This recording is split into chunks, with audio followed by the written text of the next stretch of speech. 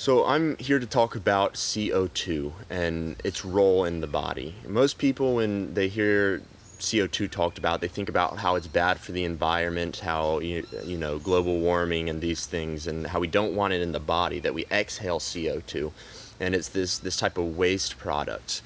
And that's true. We do exhale CO2, and it's left over from the metabolic processes of the body. But it's also very necessary to have within our body. It keeps the whole thing functioning. Without CO2 in the blood, we would be dead. There would be no oxygen in blood being distributed through the body. And so CO2 is a very important vasodilator. When we have it circulating throughout the blood, it opens up the veins, our blood vessels, and all the tiny capillaries, so that the blood can reach the furthest places of the body. If you've done breath work or you've hyperventilated before, you recognize how you start feeling tingly and less control of your body. The breath work really. What happens is that we take in all this oxygen and we get rid of the CO2. And the CO2, getting rid of the CO2 is the biggest factor there, because our blood isn't able to reach all the places of the body like it should.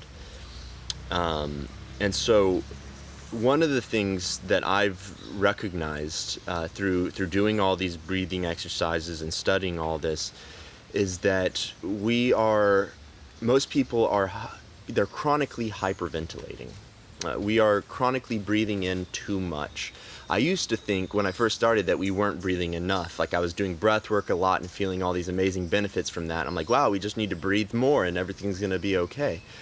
But it turns out that most people are in a chronic state of stress, acute chronic stress that is activating our sympathetic states, and it is causing us to breathe much more than we need to. And we just think about the nature of stress and our sympathetic system, what it serves. When you experience stress, you are supposed to be getting ready to either fight or flight, and that's energy, that's exercise.